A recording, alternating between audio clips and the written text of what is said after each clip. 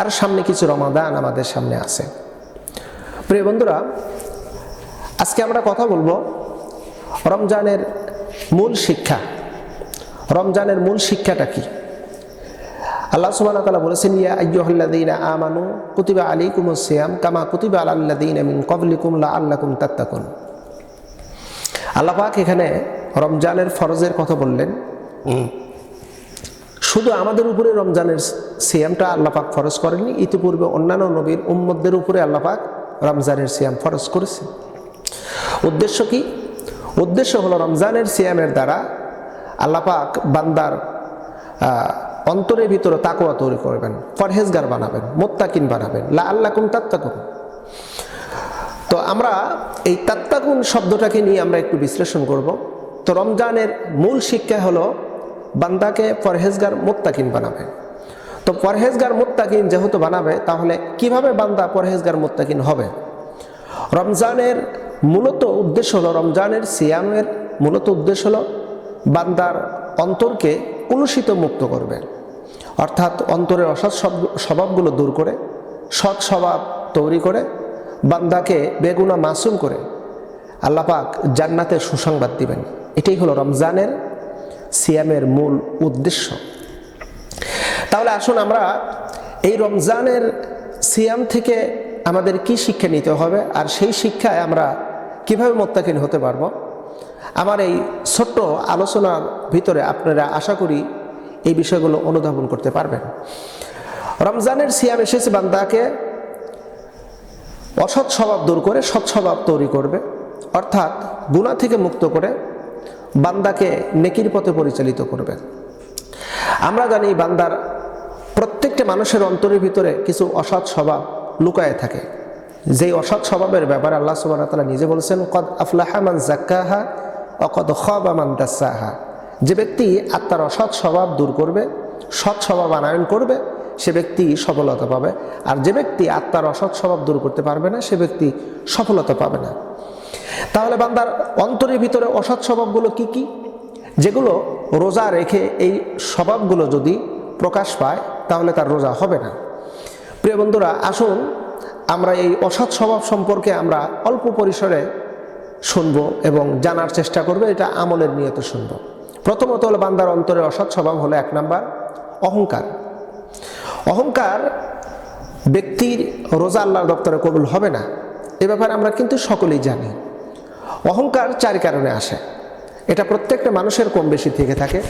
4 কারণে অহংকার আসে। প্রথমত, অহংকার, যার যত এলেম বেশি তার তত অহংকার বেশি। আমাদের সমাজের ভিতর কিন্তু এই বিষয়টা নিয়ে ব্যাপক আলোচিত। বাংলাদেশে অসংখ্য ওলামায়ে কেরাম আছে, যাদের নাম আমি বলতে চাচ্ছি না। তারা অহংকার করে বলে, অমুক কি জানে, অমুক মৌলবী কি জানে, আমি তো সব জানি না, আমি সব জানতাম, এরকম কথা কিন্তু বলে। যার যত এলেম বেশি তার তত অহংকার বেশি, 1 নাম্বার। দ্বিতীয় নাম্বার, যার যত সম্পদ বেশি তার তত অহংকার বেশি। 3 নাম্বার, যার যত ক্ষমতা বেশি তার তত অহংকার বেশি। ক্ষমতা, শারীরিক ক্ষমতা, বংশীয় ক্ষমতা আর রাষ্ট্রীয় ক্ষমতা, অর্থাৎ সরকার দলীয় ক্ষমতা। আর 4র্থ নাম্বার হলো সৌন্দর্য, সৌন্দর্যের কারণে অহংকার। তো এই অহংকার নিয়ে যদি কোনো ব্যক্তি রোজা রাখে, তাহলে তার রোজা কবুল হবে না। তার মানে বোঝা যাচ্ছে, রোজা যখন আপনি রাখলেন, আপনাকে এই অহংকার মুক্ত আপনাকে হতে হবে। তাহলে আপনি অন্তরের অসৎ স্বভাব একটা দূর করতে পারলেন। দ্বিতীয় নাম্বার, হিংসা। হিংসা হলো অন্যের উন্নতি দেখে অন্তরের মধ্যে জ্বালা যন্ত্রণা করার নাম হলো হিংসা। রোজা রাখা অবস্থায় যদি আপনার অন্তরের ভিতরে যদি হিংসা সৃষ্টি হয় বা হিংসা যদি চলে আসে, তাহলে আপনার রোজা হবে না। তার মানে বোঝা গেল, এই হিংসা থেকে আপনাকে মুক্ত হতে হবে। হিংসা 4 কারণে আসে। ওই যে পূর্বের 4টি কারণ বললাম, অহংকারের যে 4টা কারণ, হিংসাটা ঠিক তদ্রূপ 4টা কারণ। 3 নাম্বার, গীবত। গীবতকারী, রোজা রাখা অবস্থায় যদি কোনো ব্যক্তি গীবত করে, তার রোজা হবে না। এ ব্যাপারে আমরা তো সকলেই জানি। এমনকি আল্লাহ সুবহানাহু ওয়া তাআলা নিজেও বলেছেন, ওয়াইলুল লিকুল্লি হুমাযাতিল লুমাযা। আল্লাহ পাক বলেছেন, যারা সামনাসামনি ধিক্কার দিয়ে মানুষকে কথা বলে এবং পিছনে যারা গীবত করে, উভয় জাহান্নামী। কত বড় মারাত্মক কথা! রোজা রাখা অবস্থায় যদি কোনো ব্যক্তি গীবত করে, তাহলে তার রোজা হবে না। 3টে গেল। 4র্থ নাম্বার হলো কৃপণতা। কৃপণতা, বখিল যাকে বলা হয়, বাখিল। আল্লাহ রসুল নিজেও বলেছেন লা ইয়াদখুলুল জান্নাতুন বাখিলুন, যারা কৃপণ ব্যক্তি তারা জান্নাতে যাবে না। এখন রোজা এসেছে আপনাকে উদারতা করার জন্য, আপনার দানের হাতকে প্রশস্ততা করার জন্য।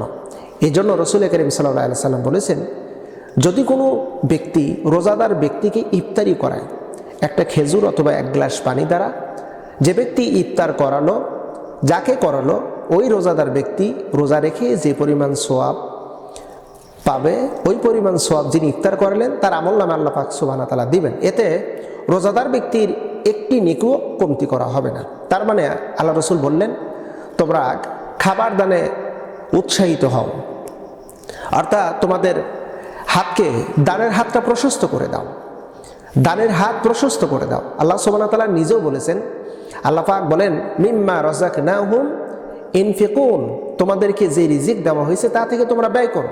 তার মানে বখিল হওয়ার কোনো সুযোগ নাই, কৃপণ হওয়ার কোনো সুযোগ নাই। রমজান এসেছে, আপনাকে কৃপণতা থেকে মুক্ত হতে হবে। তাহলে 4টে গেল। 5ম নাম্বার রিয়া, লোক দেখানো ইবাদত বন্দেগী। লোক দেখানো ইবাদত বন্দেগীর ব্যাপারে রমজান কিন্তু খুবই সেন্সিটিভ।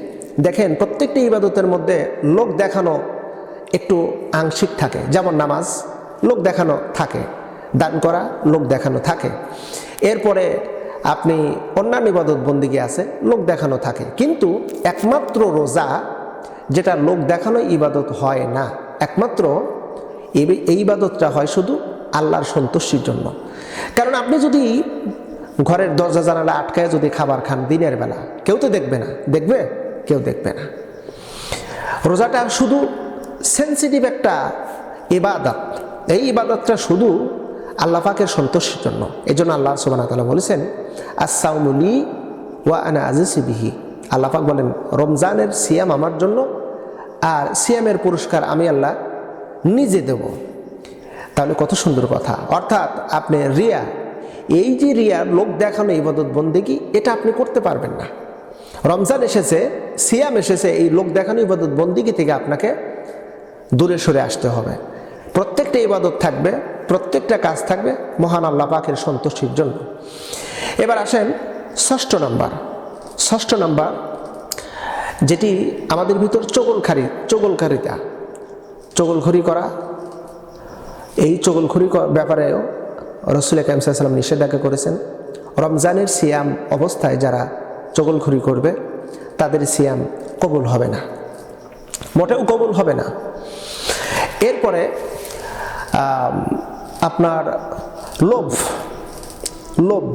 লোভ এটি মারাত্মক। আমরা বলি লোভে পাপে মৃত্যু। এ কথাটাই কিন্তু চিরন্তন সত্য এবং বাস্তব কথা। লোভের ব্যাপারে আল্লাহ রাসূল নিষেধাজ্ঞা করেছেন। আলহাকুমুত তাকাসুর হাত্তা যুরতুমুল মাকাবির, আলহাকুমুত তাকাসুর হাত্তা যুরতুমুল মাকাবির, কাল্লা সাওফা তা'লামুন সুম্মা কাল্লা সাওফা তা'লামুন কাল্লা লাউ তা'লামুনা ইলমাল ইয়াকিন। আল্লাহ পাক এই লোভের ব্যাপারে বলেছেন, মানুষ অতি লোভী, তাদের এই লোভ পরিপূর্ণতা হয় না, তারা প্রতিযোগিতায় লিপ্ত আছে। তাদের প্রতিযোগিতা কতক্ষণ? কবরে যাবে না যতক্ষণ, তাদের এই প্রতিযোগিতা অব্যাহত থাকে কবরে যাওয়া পর্যন্ত।